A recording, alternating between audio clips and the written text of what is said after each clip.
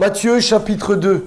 Je vais continuer, pas la semaine dernière, j'étais pas là, mais la semaine d'avant, on s'est arrêté sur, vous savez ce qu'on appelle dans la tradition chrétienne l'évangile de l'enfance. C'est-à-dire Matthieu chapitre 1er, chapitre 2, ou Luc chapitre 1 et chapitre 2. C'est là où il nous est raconté comment Jésus est né, comment les choses se sont passées. Et j'ai voulu cette année apporter une autre lecture sur Noël. Et je vous ai rappelé il y a 15 jours que quand on lit ces choses, nous, en Occident particulièrement, nous les lisons avec un regard très particulier. Nous n'arrêtons nos regards que sur la venue des anges, sur les alléluia, sur les promesses, mais on occulte complètement la réalité terrestre et la souffrance que cela a engendré. Et j'ai voulu apporter un autre regard et nous éveiller à cette lecture, parce qu'il y a un vrai danger dans notre Occident, c'est de dénaturer l'évangile, c'est d'occulter tout ce qui ne nous fait pas plaisir. Et j'aimerais continuer avec vous ce matin pour qu'on ait un regard équilibré sur ce que dit le texte. Vous êtes partis? Partants? Oui. Super, merci Annie. Matthieu chapitre 2, verset 1er. Jésus étant né à Bethléem en Judée au temps du roi Hérode, voici des mages d'Orient arrivèrent à Jérusalem et dirent « Où est le roi des Juifs qui vient de naître? Car nous avons vu son étoile en Orient et nous sommes venus pour l'adorer. » Le roi Hérode, ayant appris cela, fut troublé et tout Jérusalem avec lui. Il assembla tous les principaux sacrificateurs et les scribes du peuple et il s'informa auprès d'eux où devait naître le Christ. Ils lui dirent à Bethléem en Judée, car voici ce qui a été écrit par le prophète. Et toi, Bethléem, terre de Juda, tu n'es certes pas la moindre entre les principales villes de Juda, car de toi sortira un chef qui paîtra Israël, mon peuple. Alors Hérode fit appeler en secret les mages et s'enquit soigneusement auprès d'eux depuis combien de temps l'étoile brillait. Puis il les envoya à Bethléem en disant « Allez et prenez des informations exactes sur le petit enfant. Quand vous l'aurez trouvé, faites-le moi savoir, afin que j'aille aussi moi-même l'adorer. » Après avoir entendu le roi, ils partirent. Et voici l'étoile qu'ils avaient vue en Orient devant eux, jusqu'à ce qu'étant arrivée au-dessus du lieu où était le petit enfant, elle s'arrêta. Quand ils aperçurent l'étoile, ils furent saisis d'une grande joie. Ils entrèrent dans la maison, virent le petit enfant avec Marie, sa mère, se prosternèrent et l'adorèrent. Ils ouvrirent ensuite leur trésor et lui offrirent en présent de l'or, de l'encens et de la myrrhe. Puis, divinement avertis en songe de ne pas retourner vers Hérode, ils regagnèrent le pays par un autre chemin.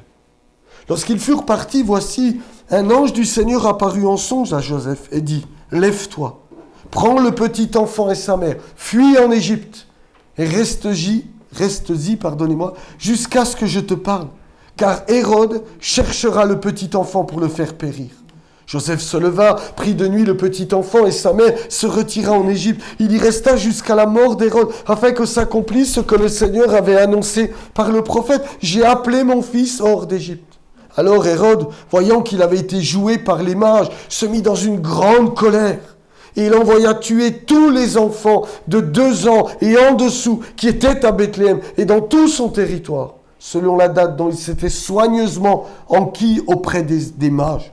Alors s'accomplit ce qui avait été annoncé par Jérémie le prophète. On a entendu des cris à Rama, des pleurs et de grandes lamentations.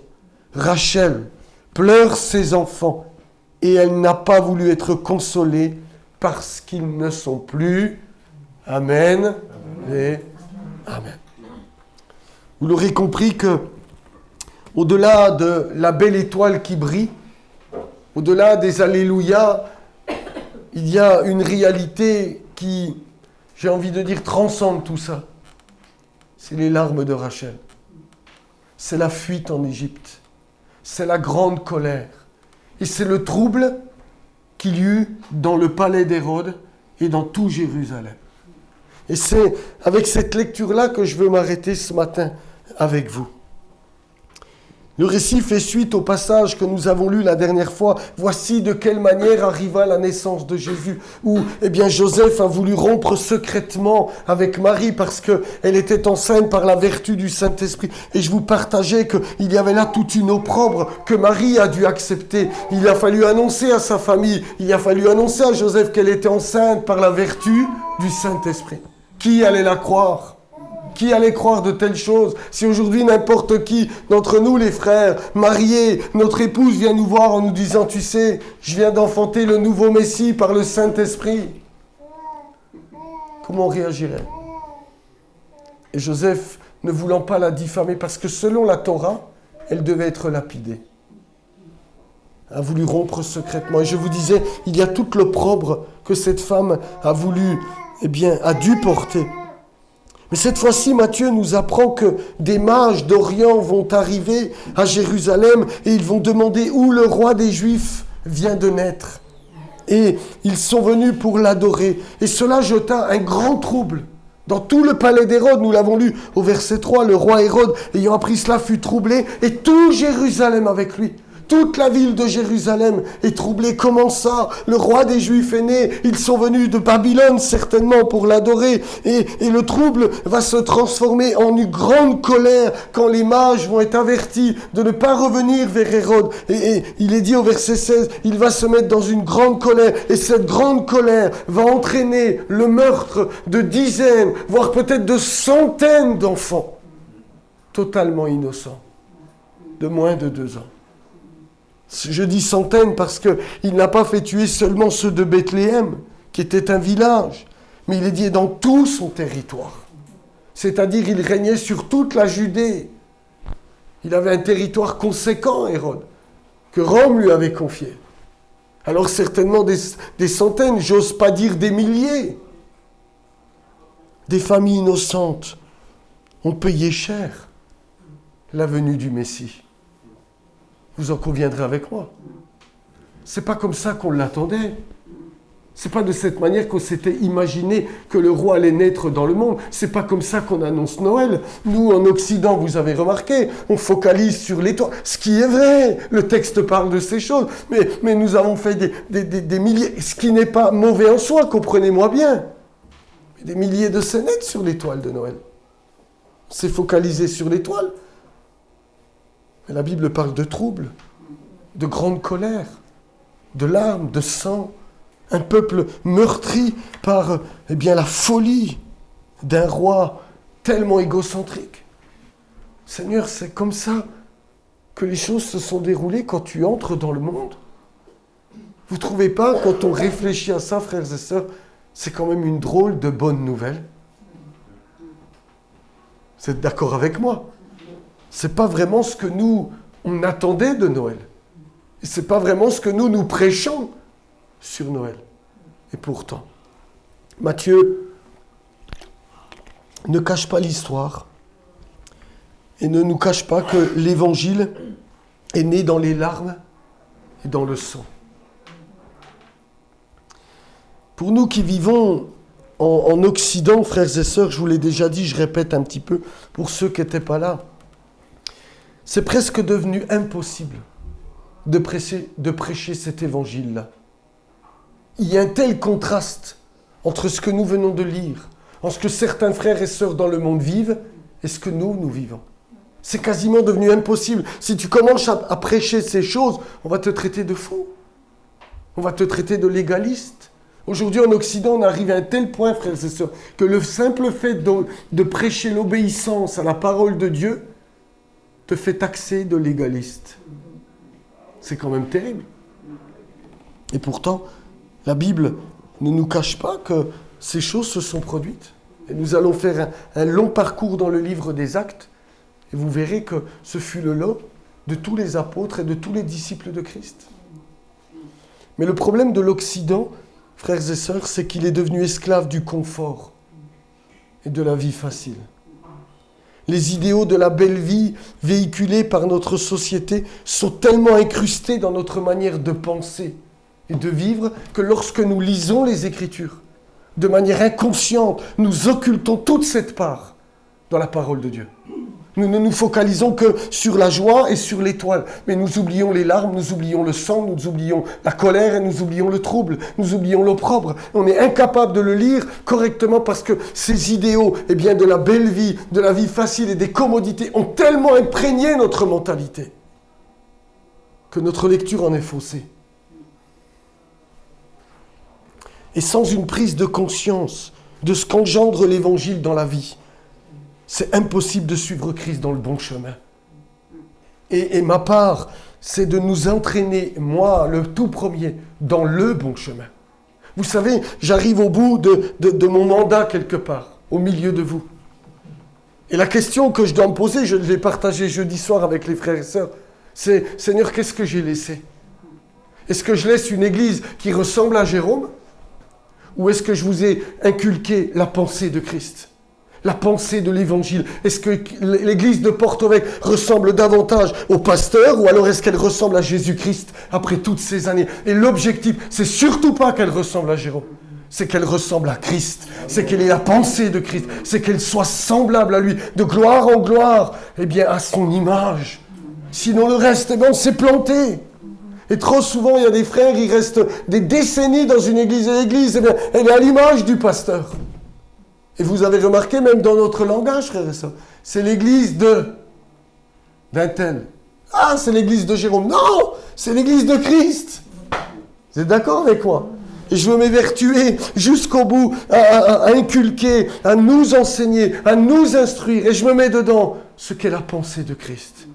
Ce que le Seigneur désire. Ce que lui veut pour nous. Parce que tout le reste, c'est secondaire. Et nous devons avoir une prise de conscience que l'Évangile engendre de telles choses et qu'elle ne nous les cache pas.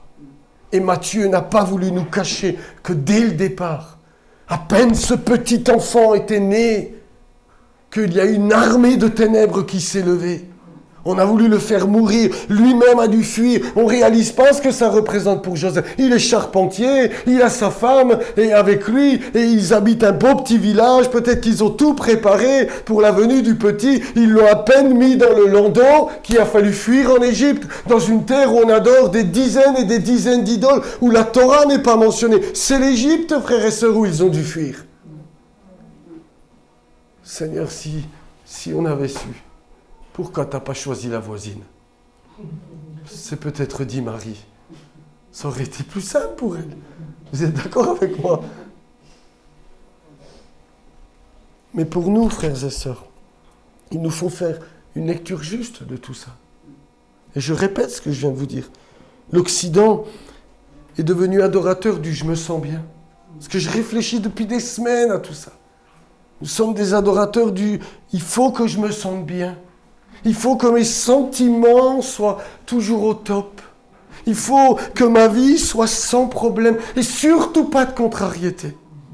Parce que dès que je suis contrarié, ça ne va plus. Mais le trouble, j'en veux pas. La fuite, j'en veux pas. Et le reste, je vous en parle même pas. Ce qui est normal, on n'est pas des masos. On verra ça la semaine prochaine. Je vais quand même, vous inquiétez pas, je vous le dis à l'avance, terminer par une touche un peu plus sympa. Mais ce matin, je veux quand même un petit peu enfoncer le clou. Nous sommes devenus des adorateurs d'un Dieu qui promet de résoudre tous nos problèmes, qui veut nous rendre toujours heureux, en santé, populaire, et plus que tout riche. Et si ce Jésus-là fait ça, c'est le Dieu que j'adore. Vous vous souvenez quand Jacob a fui?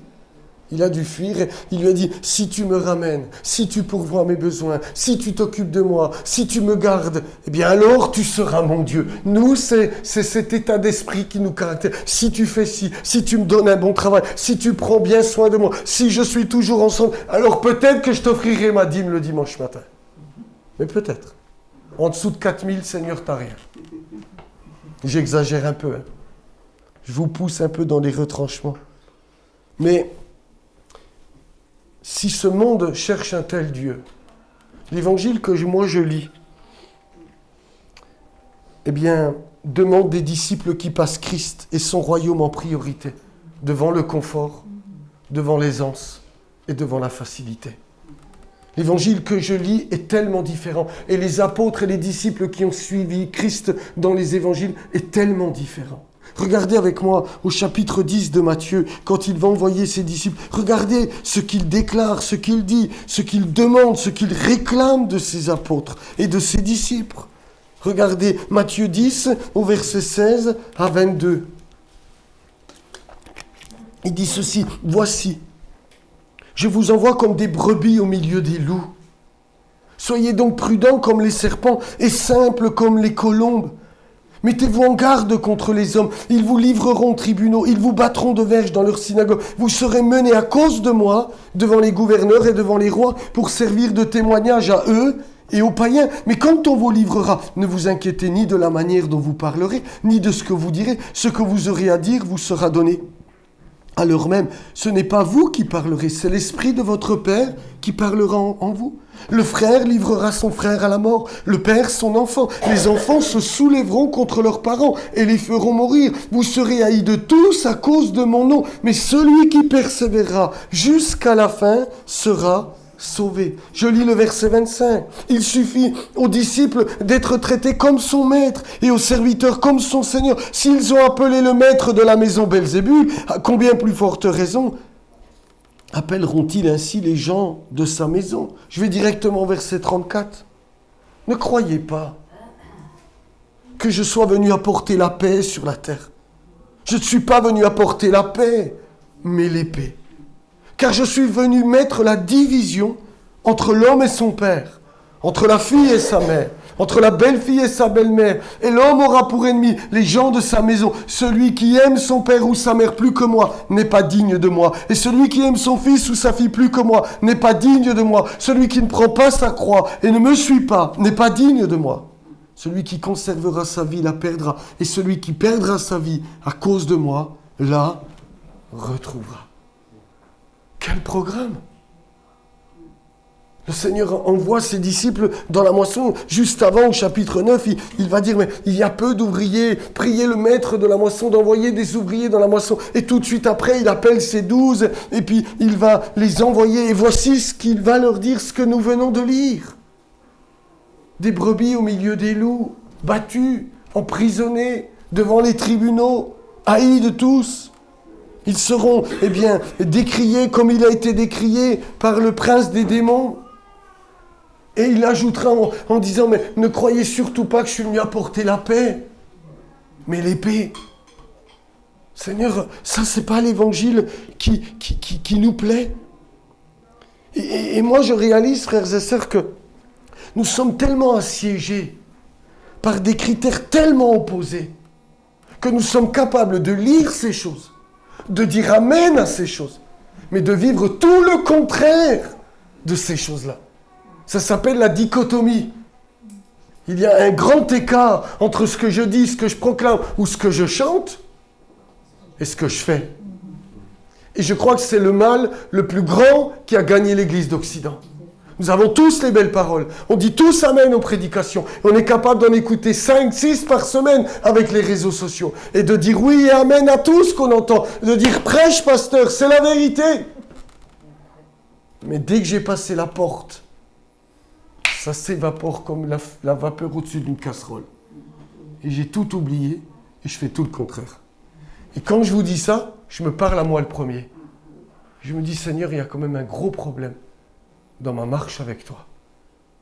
Parce que nous lisons ces choses, nous les approuvons, mais nous les fuyons à vitesse grand V. Parce que nous sommes tellement, frères et sœurs, assiégés par des critères tellement opposés dans notre société. On ne peut pas écouter les infos, on ne peut pas regarder une pub, on ne peut pas ouvrir un magazine, on ne peut pas se retrouver à un arrêt de bus sans que d'autres critères qui sont tellement aux antipodes de ça viennent nous assiéger et monopoliser notre pensée. Nous sommes capables d'être tellement incrustés par un autre état d'esprit que sans s'en rendre compte. Je vais loin dans ce que je vous dis là. C'est une réflexion peut-être, plus qu'une prédication. Mais nous prêchons un autre évangile. Pour les prédicateurs, je me mets moi le premier dedans. Un autre Jésus. Et nous avons reçu un autre esprit, dit Paul aux Corinthiens. Mais notre part à nous, à Porto-Vec, c'est d'être toujours attachés au véritable évangile, à celui que Dieu désire. Vous avez remarqué quand Paul va attester de son apostolat et de son appel aux Corinthiens, il ne va jamais mettre en lumière son succès. Il ne va jamais parler, frères et sœurs, de ses followers. Je sais, vous allez me dire, Insta n'existait pas à cette période-là. Mais comprenez ce que je suis en train de dire. Il ne va jamais, mettre en lumière ses richesses. Ou alors les grandes constructions, parce qu'aujourd'hui, ce sont les critères qu'on projette au peuple de Dieu. Allez sur les réseaux sociaux et regardez ce qui se fait. On a l'impression que ceux qui sont bénis de Dieu, c'est ceux qui ont des gros bâtiments, des grosses structures, ou que sais-je. Mes frères et sœurs, jamais l'apôtre Paul n'a fait ça. Quand il va confirmer son apostolat ou sa défense, il va parler des travaux, des coups, des emprisonnements, des dangers de mort. 5 fois 40 coups moins 1, 3 fois battu de verge, une fois lapidé, 3 fois naufrage, 1 jour et 1 nuit dans l'abîme et j'en passe. Et c'est comme ça qu'il va dire, c'est à cela qu'on reconnaît que je suis un véritable disciple de Christ, que je suis l'apôtre que Dieu a envoyé. Il ne parle pas de bâtiments, il ne parle pas de construction, il ne parle pas de followers, il ne parle rien de tout cela. Il parle de la souffrance qu'il a supportée pour la cause de Christ. Et moi, il me semble que 2 Corinthiens 11 correspond à Matthieu 10 que nous venons de lire. Et sa défense, c'est pas autre chose que ce qu'il a vécu et la souffrance qu'il a accepté de vivre pour Christ. Et c'est par cela qu'il confirme qu'il est un véritable apôtre. Il dit, les autres, ils ont l'apparence. Mais en vérité, ce sont des loups. Pas étonnant, dira-t-il. Satan se déguise en ange de lumière. Et ils se sont déguisés. Quel décalage, frères et sœurs, entre les Écritures et ce qu'on nous projette, nous, en Occident. Quel décalage entre ce que nous voyons aujourd'hui. Et puis, vous savez, moi, je vais vous dire, les frères et sœurs, les réseaux sociaux, il n'y a rien de plus trompeur. Vous avez déjà remarqué ça ? Si vous suivez quelqu'un sur Facebook ou Insta ou ce que vous voulez, peu m'importe, TikTok pour les plus jeunes ou autre encore, tu as l'impression qu'ils vivent tous une vie extraordinaire. Ils vivent la plus belle vie. Vous êtes d'accord avec moi ? Et en réalité, on sait tous qu'on a tous des galères, c'est la vie ici-bas. C'est très trompeur. Mais le drame, c'est que ça a infiltré les églises. Et qu'aujourd'hui, on ne regarde plus qu'à ça. Et on oublie ce que dit la parole du Seigneur. Et là où Dieu veut nous entraîner. Alors comprenez-moi bien, j'en parlerai la semaine prochaine, on n'est pas des masos. Je ne suis pas à me jeter dans la gueule du lion. La Bible nous invite à être prudents. Il a parfois fallu fuir, Jésus a traversé les foules pour fuir, on a descendu Paul par la corbeille, etc. On en parlera la semaine prochaine plus en détail. Mais le Messie qu'ont suivi les 12, et les apôtres après lui, et les disciples après lui, est tellement différent de celui que nous projetons aujourd'hui. Je vais faire un survol très rapide, ne mets rien, Marie-Lou, dans le livre des Actes, et je vous invite à la maison à le relire. Vous le relirez entièrement. Je l'ai relu entièrement hier. Acte 2, verset 13. Ne les mets pas, parce que je vais les défiler à la va-vite. Moquerie. Ils vont être tournés en dérision dès qu'il y a eu la Pentecôte. Acte 3, 10. Tout le monde est dans la stupeur et dans l'épouvante. Acte 4, verset 3. Ils mirent la main sur Pierre et Jean et ils les jetèrent en prison. Acte 5. Ananias et Saphira vont mourir soudainement parce qu'ils ont menti au Saint-Esprit. Acte 5, verset 18. Les apôtres vont être mis en prison. Acte 5, verset 33. Tout le Sanhédrin désire les faire mourir tous les apôtres. Acte 6. Il y a la division entre les veuves hellénistes et les veuves hébreux. Acte 7, verset 59. Étienne est lapidé. Acte 8, verset 1er. Grande persécution contre l'église de Jérusalem. Acte 8, verset 3. Saul ravageait l'église. Il faisait mettre en prison. Il les obligeait de blasphémer. Il expliquera en acte 26 ce qu'il faisait. Il les battait. Il les rouait de coups dans les synagogues. Il entrait dans les maisons. Il les arrachait pour les faire blasphémer. Acte 9, verset 29. C'est maintenant lui qui s'est converti et il est en danger de mort. Il faut le faire descendre par la muraille. Acte 10, acte 11. Corneille se convertit, gloire à Dieu, mais il y a une grande incompréhension chez les disciples. Pierre est convoqué, et puis il dit, il va falloir qu'il se calme parce que la colère était présente.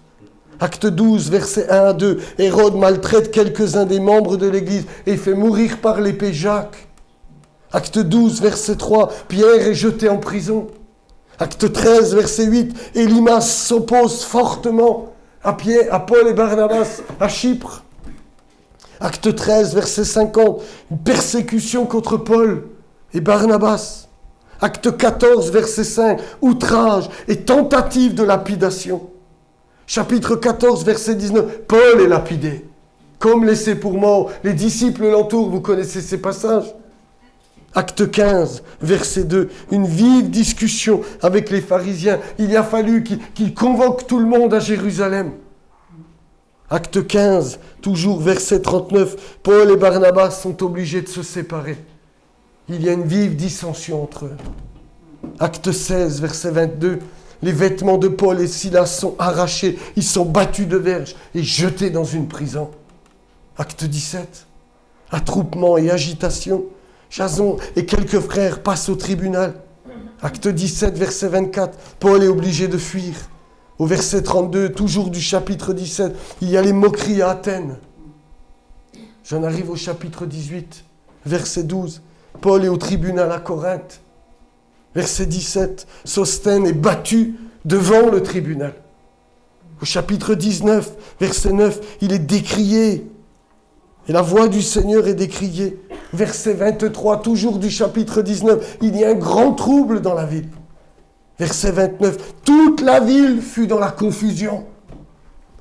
Chapitre 20, verset 3, on lui mit des embûches, c'est-à-dire un complot contre lui. Chapitre 21, verset 27, ils mirent la main sur Paul dans le temple. Verset 30, la ville fut émue. Verset 31, ils voulaient le tuer. Verset 32, il est frappé. Acte 22, verset 22, le peuple crie, ôte de la terre un pareil homme. Chapitre 23, verset 1er, il comparaît devant le Sanhédrin. Chapitre 23, verset 2, il est frappé à la bouche. Chapitre 23, verset 12, il y a un complot pour le faire mettre à mort. Chapitre 24, verset 1er, il y a des plaintes contre Paul. Chapitre 24, verset 2, Tertulle est accuse l'apôtre Paul. Chapitre 25, verset 3, il y a un guet-apens pour le tuer. C'est son neveu qui va connaître. Et puis, vous connaissez l'histoire, il va pouvoir échapper. Chapitre 26, verset 24, il est traité de fou. Acte 27, il fait naufrage. Acte 28, il arrive, une vipère. Tu te dis, mais c'est pas possible, le gars, mais il va jamais s'en sortir. Acte 28, verset 16. Et c'est comme ça que se terminent les actes. Paul est en prison surveillée. Je dis, mais vous avez remarqué, il n'y a pas un chapitre où il n'est question de moquerie, d'outrage, de tribunal, de coups, de prison. Seigneur, ce n'est pas l'évangile que j'ai l'habitude de lire. Il faut que tu m'aides à bien comprendre ta parole. Il faut que tu m'aides. Mais comme Paul l'écrira à Timothée, il va dire au chapitre 2 Timothée 3, 11, il va dire, eh bien, je vais même lire le verset 10. Pour toi, tu as suivi de près mon enseignement, ma conduite, mes résolutions, ma foi, ma douceur, ma charité, ma constance, mes persécutions, mes souffrances. À quelles souffrances n'ai-je pas été exposé? À Antioche, à Icône, à Lystre. Quelle persécution n'ai-je pas supporté? Et le Seigneur m'a délivré de toutes. Or, tous ceux qui veulent vivre pieusement Jésus-Christ seront persécutés. Il va dire, mais le Seigneur m'a délivré de tout. Et regardez, c'est de cette manière que l'Évangile a avancé. Si nous, je vous aurais parlé des actes des apôtres, je vous aurais dit, mais quelle est, la ligne des actes des apôtres? On aurait dit, il y avait des signes, il y avait des prodiges, des églises étaient établies. Oui, mais c'était au milieu des menaces, des coups, des prisons, et tout ce qui s'est passé. Étienne a été lapidé, les apôtres ont été jetés en prison à plusieurs reprises, ils ont été, mais dans toutes ces choses, Dieu leur a accordé la délivrance et la victoire, et l'église n'a avancé que dans la mesure où elle acceptait ce chemin étroit. Mais si nous ne voulons pas de ce chemin-là, Est-ce que nous sommes encore dans le bon chemin? Je vous pose la question. Je me pose la question. Alors, je répète, je ne suis pas un maso. Je ne cherche pas les coups et la prison. C'est juste une réflexion que je suis obligé de m'imposer et de nous imposer. Parce que j'essaye de lire la Bible le plus correctement possible. L'Évangile a avancé au milieu de tout cela. Coups, larmes, prison, lapidation, naufrage et moquerie. Pourquoi, frères et sœurs, je vous dis tout cela? Parce que mon désir, il est simple. Je veux que l'église de Porto Vecchio, elle lise sa Bible correctement. Je veux que l'église de Porto Vecchio, elle ne soit pas tellement influencée par l'état d'esprit de l'Occident, qu'elle occulte tout ce qu'elle n'a pas envie d'occulter. Parce que si nous, vous avez déjà remarqué, je suis certain que on prêche très peu ces choses-là. Si je vous avais prêché sur les actes, quand ils eurent prié, le lieu où ils étaient assemblés trembla. Non mais t'as oublié qu'avant il y a eu des menaces. Hein? La prison trembla, les portes... Oui, non mais t'oublies qu'ils ont pris des coups, on leur a arraché les vêtements, et quand le geôlier prend Paul, il est dit, il lava toutes ses plaies. Mais ça, on n'en veut pas non plus. Et puis, je pourrais vous citer tous les exemples. C'est ce que je vous disais à l'instant. Paul sort du naufrage, une vipère. Tu te dis, mais c'est pas possible, le gars. Tu as envie de dire, mais toi, t'es un poissard, quoi. Mais pas du tout. Il est dans le chemin que Christ a tracé pour ses disciples. Et c'est dans ce chemin qu'il y a des délivrances, qu'il y a des victoires, qu'il y a la gloire, qu'il y a l'approbation de Dieu. Parce que Dieu a promis de se tenir dans ce chemin avec nous. Et mon désir, c'est que nous ne soyons pas influencés par notre siècle au point de tordre le sens des Écritures et de prêcher un Jésus qui répond à tous nos petits besoins. Viens à la réunion de prière. T'as mal à l'épaule, tu seras guéri. T'as mal à la tête, tu seras guéri. Puis vous vous rendez compte qu'en fait, jamais ces choses se produisent. Parce que c'est pas ça l'Évangile. C'est pas du tout ce que la Bible promet. Mais nous, on fait croire aux gens des faussetés. Et on les trompe. Et j'insiste, frères et sœurs, pour vous dire que les temps dans lesquels nous sommes seront des temps compliqués. Où il va falloir supporter des choses difficiles. Regardez avec moi, je reviens sur un passage qui m'est très cher. C'est dans Jérémie, au chapitre 28. Regardez bien. Ça, c'est le propre du faux prophète. Jérémie se trouve envoyé par Dieu sous le règne de Joachim et il va lui demander de faire un joug de bois. Vous savez ce que les animaux, les chevaux ou les bœufs portaient. Un joug de bois. Et viens, entre ma soeur. Et donc... Vas-y, viens, venez. Mais non, ne sois pas désolé. Il n'y a aucun souci, on est déjà content que tu sois là, ma soeur. Que le Seigneur te bénisse. Par contre, je ne vais pas refaire la prédication. Je suis désolé, je vais terminer. Jérémie, Dieu lui demande de porter un joug sur les épaules. Et il se promène avec ce joug en bois. Ce joug, il est significatif de ce que Dieu va envoyer Israël en exil. Alors là, bien sûr, c'est à cause de leur péché. Mais Jérémie est en train d'annoncer que tout le peuple va connaître un temps difficile, un temps d'épreuve, un temps compliqué. Et puis quand on arrive au chapitre 28, regardez avec moi, je vais lire même les versets premiers. Dans la même année, au commencement du règne de Sédécias, roi de Juda, le 5e mois de la 4e année, Anania, fils d'Assur, prophète de Gabaon, me dit dans la maison de l'Éternel, en présence des sacrificateurs et de tout le peuple, écoutez bien cela. Ainsi parle l'Éternel des armées, le Dieu d'Israël. Je brise le joug du roi de Babylone. Encore 2 années, et je fais revenir dans ce lieu tous les ustensiles de la maison de l'Éternel que Nebuchadnezzar, roi de Babylone, a enlevé de ce lieu et qu'il a emporté à Babylone. Et je ferai revenir dans ce lieu, dit l'Éternel, Jéconia, fils de Joachim, roi de Juda et tous les captifs de Juda qui sont allés à Babylone, car je brise le joug du roi de Babylone. Jérémie le prophète répondit à Anania, le prophète en présence des sacrificateurs et de tout le peuple qui se tenait dans la maison de l'Éternel. Jérémie le prophète dit, Amen. Que l'Éternel fasse ainsi. Que l'Éternel accomplisse les paroles que tu as prophétisées et qu'il fasse revenir de Babylone en ce lieu les ustensiles de la maison de l'Éternel et de tous les captifs. Seulement, écoute cette parole que je prononce à tes oreilles et aux oreilles de tout le peuple. Les prophètes qui ont paru avant moi et avant toi, dès les temps anciens, ont prophétisé contre des pays puissants et de grands royaumes, la guerre, le malheur et la peste. Mais si un prophète prophétise la paix, c'est par l'accomplissement de ce qu'il prophétise qu'il sera reconnu comme véritablement envoyé par l'Éternel. Alors Anania le prophète enleva le joug de dessus le cou de Jérémie, le prophète, et il le brisa.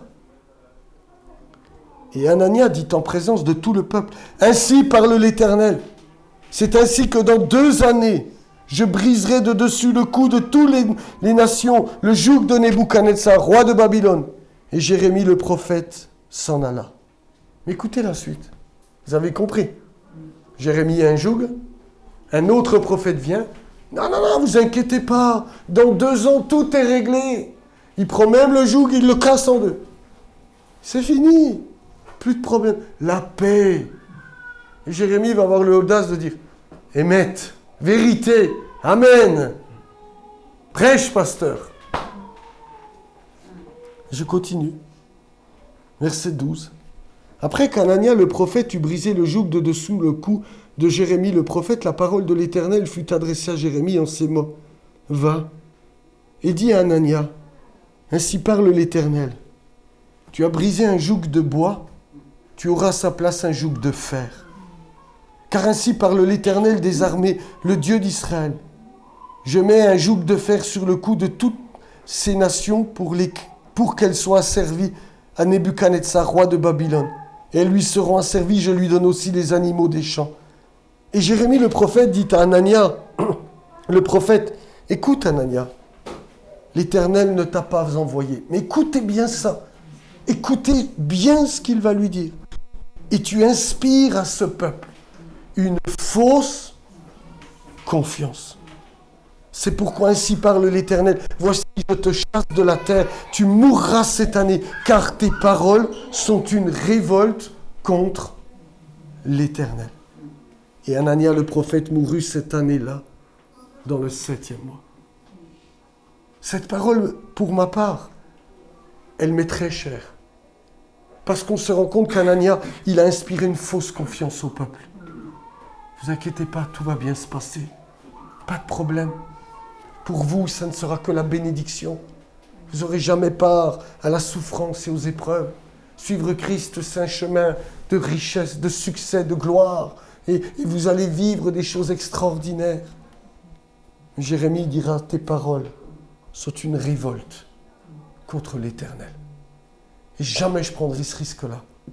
Je vous le dis, jamais qu'on me traite, eh bien, peut-être d'insensé ou que sais-je. Mais ma part, c'est de dire à l'Église ce que l'Évangile dit. Amen. Ma part, c'est de nous faire marcher dans le bon chemin. Parce que Dieu m'a demandé d'être un berger qui mène le troupeau dans le chemin du Christ. Et pas dans celui qui m'arrange. Pas dans celui où j'évite les troubles, les colères et voir les larmes et le sang. Mais il ne nous faut surtout pas inspirer une fausse confiance à l'Église. Parce que les temps que nous allons traverser seront des temps difficiles. Et si nous prêchons autre chose, l'Église ne sera pas prête. L'Église ne pourra supporter. Mais si nous nous armons de la pensée de souffrir, si nous comprenons l'Évangile, si nous l'acceptons, si nous sommes OK avec ça, alors dans ce que nous allons traverser, nous serons déjà pas déstabilisés. Et Dieu sera avec nous. Et Dieu va nous suivre là. Et comme il est avec nos frères en Inde, dans les prisons iraniennes, Dieu est avec eux et il voit sa gloire dans les prisons. L'Évangile est prêché. Des hommes et des femmes se convertissent. Là où il y a des martyrs en Inde, la gloire de Dieu se manifeste, les malades sont guéris, les démons sont chassés, la puissance du Saint-Esprit est à l'œuvre. Vous comprenez ce que je suis en train de dire? Mais si nous inspirons une fausse confiance à l'Église, si nous ne comprenons pas que suivre Christ s'engage un coup, on doit tout poser sur l'autel, on doit accepter toutes ces choses, eh bien, on va se laisser tromper et on ne sera pas capable de supporter ce qui s'en vient. Frères et sœurs, on ne doit pas avoir un évangile du Père Noël. Hein. C'est la période. Un bon papa gâteux. L'évangile de Christ, il coûte. Nous l'avons chanté, je te suivrai partout où tu vas. L'évangile de Christ, il suscite des embûches, il suscite toutes sortes de choses. Et suivre Christ, ça amène bien des difficultés parfois. Mais ça vaut tellement la peine. Parce que Dieu sera à l'œuvre. Et dans ce que tu viens de vivre ce matin, ma soeur, Dieu va être avec toi. Dieu va te trouver des solutions. Dieu ne te décourage pas. Il y a des luttes, il y a des combats, il y a des embûches, il y a des oppositions. Mais Christ est avec nous. Et Christ a promis d'être avec nous. Mais si nous fuyons ce que Dieu a mis sur notre route, c'est plus le bon Jésus que nous suivons. Vous savez, ça m'a fait beaucoup réfléchir. Et je termine avec ça, promis. Dieu a dit, la lumière brillera du sein des ténèbres. 2 Corinthiens chapitre 4. Ça fait référence à Genèse au chapitre 1er. Il y eut des ténèbres sur toute la terre, etc. Vous connaissez. Et Dieu dit que la lumière soit. Et je me suis dit, mais c'est quand même très intéressant parce que ça me perturbe cette affaire. Vous comprenez quand je dis je suis perturbé, ça m'oblige à réfléchir. Et depuis un moment que ça travaille mon cœur, je me dis, mais Dieu dit, la lumière brillera du sein des ténèbres. Ça ne veut pas dire qu'il enlève les ténèbres. Puisqu'il y a une séparation entre la lumière et les ténèbres, mais les ténèbres sont toujours là. Nous le voyons, dès la venue de Jésus, les ténèbres attaquent, ils cherchent à le faire périr. Moïse, en son temps, tous les enfants sont morts aussi. La délivrance ne s'est pas opérée comme ça, vous êtes d'accord avec moi? Et ça, soyons très prudents à ça. Parce que quand Dieu appelle un homme, je vous dis ça en aparté, et que ça ne se passe pas comme nous on voudrait, écoutez bien ce que je vous dis là. Nous qui sommes autour, qui n'avons pas reçu la parole du Seigneur que lui ou elle a reçue, nous remettons tout de suite tout en question dès que ça ne va pas comme on aimerait que ça aille. Mais je vous dis ceci, quand Dieu a envoyé Moïse, est-ce que oui ou non Dieu envoie Moïse en Égypte? Vous êtes d'accord avec moi? Oui. Qu'est-ce qui se passe? Dieu veut le faire tuer. Dieu cherche à tuer Moïse. Tu te dis, mais Seigneur, tu viens de l'envoyer, tu veux le faire périr. Et puis quand il arrive en Égypte, qu'est-ce qui se passe? Eh bien, le Pharaon lui dit, mais c'est qui l'Éternel pour que je... Tu sais quoi? Il n'y aura plus de paille, mais vous ferez toujours autant de briques. Et le peuple vient en disant, mais qu'est-ce que tu nous as fait? T'as mis un couteau dans les mains de Pharaon. Mais qu'est-ce que tu nous as... Et tout le monde ne comprend pas. Mais pourtant, il était bien envoyé. Et c'est pas parce que Dieu nous envoie, que Dieu nous conduit sur un chemin, que tout va rouler. Ça, c'est faux. C'est nos conceptions toutes humaines qui perçoivent les choses de cette manière-là. Mais très souvent, quand Dieu nous envoie, ça engendre beaucoup de complications. Il y a beaucoup d'opposition. Et on le voit dans toute la parole de Dieu. On a tracé ensemble les actes des apôtres. Mais vous avez lu avec moi, vous êtes d'accord? Mais nous, on est tellement influencés que non, ça ne vient pas de Dieu. Ce n'est pas la volonté du Seigneur. Mais si, justement, c'est la volonté du Seigneur. Il y a des oppositions, il y a de l'embûche, il y a quelque chose dans le ciel, un combat qui se joue entre les puissances de ténèbres et les anges de Dieu qui empêchent que les choses se mettent en place. Il faut que je me taise. La lumière brillera au sein des ténèbres. Je me suis fait cette réflexion hier soir. Je me suis dit, mais Seigneur, c'est quand même intéressant. Parce que là où le diable a voulu semer et apporter la ruine, la souffrance, la douleur, la mort, la destruction, Dieu a répondu par la souffrance, les larmes et les douleurs. La lumière brillera du sein des ténèbres. Là où tu voulais amener la douleur, la souffrance et la mort, c'est dans ces choses mêmes que mon évangile éclatera et que la gloire de Jésus sera manifestée. C'est pas ailleurs. Vous comprenez ma réflexion? Vous comprenez la pensée de Dieu? Là où le diable a voulu faire une œuvre de... Dieu a dit, dans ces choses-là, c'est là que mon évangile se manifestera. Et c'est là que ma gloire éclatera. Alors soyons sans crainte.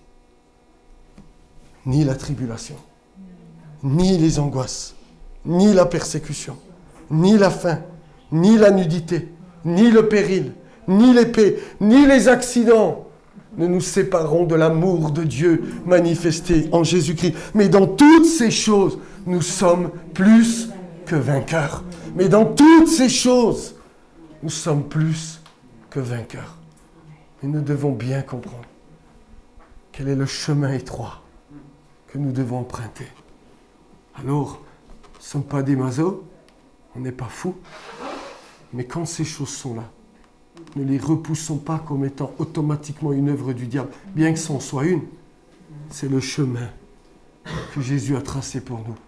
Et c'est dans ce chemin que Jésus se tient. Et là où est Jésus, là est la gloire de Dieu. Là est la puissance du Saint-Esprit.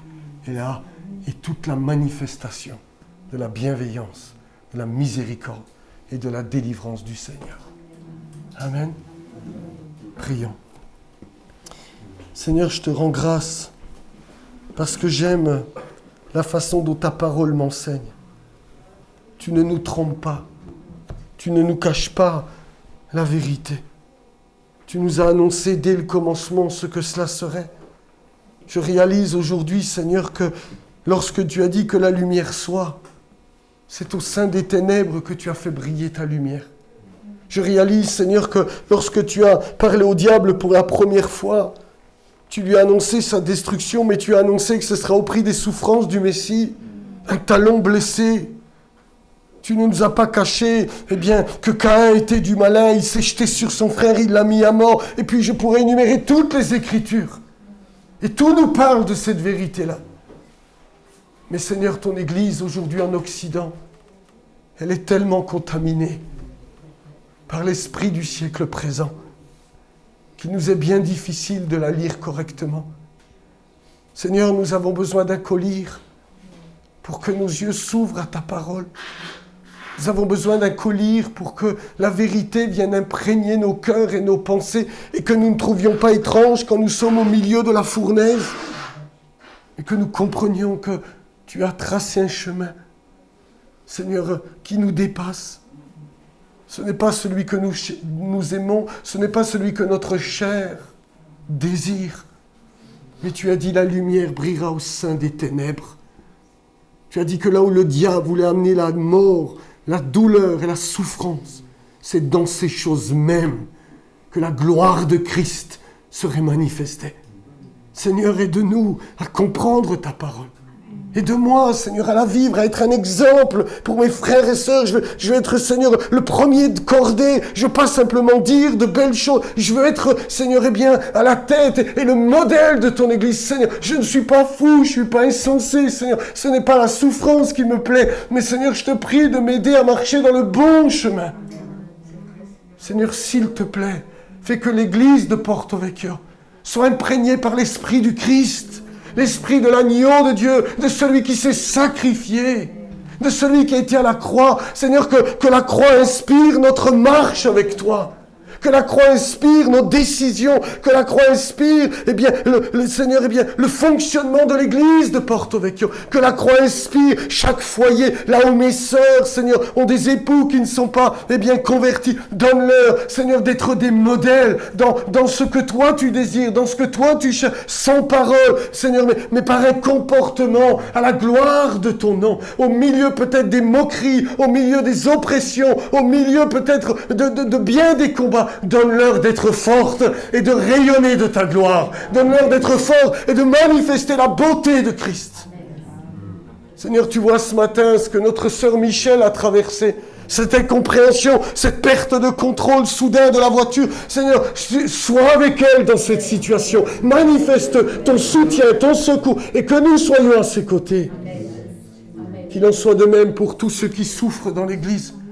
Que nous ne soyons pas pointés du doigt en disant qu'ils ont péché, que nous comprenions que c'est le chemin que tu as tracé et qu'ensemble nous marchions dans la bonne voie. S'il te plaît, Seigneur, aide-moi à le vivre. Je sais que ça paraît fou aujourd'hui et qu'on va me traiter de fou aujourd'hui parce qu'on est tellement à l'antipode de tout ça. Mais Seigneur, en prenant ce pain et ce vin ce matin, Je veux renouveler ma consécration et te dire, Seigneur, je veux te suivre sur le bon chemin. Seigneur, que mes jeunes comprennent tout de suite c'est quoi le bon chemin à suivre. Que chaque parent enseigne à leurs enfants par un exemple et par un enseignement verbal, c'est quoi le bon chemin. Et que nos vies soient au diapason de l'évangile de Christ. Pardonne notre dichotomie, pardonne nos contradictions, aide-nous à nous corriger, aide-nous à mettre des choses en règle. Tu nous invites à renoncer à nous-mêmes, tu ne le feras jamais à notre place. Ce n'est pas une expérience spirituelle, ce n'est pas une sensation spirituelle, c'est un choix délibéré de la part de tes disciples que de renoncer à eux-mêmes, que de prendre leur croix et de te suivre dans les chemins étroits et rocailleux. Seigneur, s'il te plaît, viens au secours de notre Église et qu'elle soit un phare dans cette ville. C'est ma prière. Au nom de Jésus-Christ. Amen.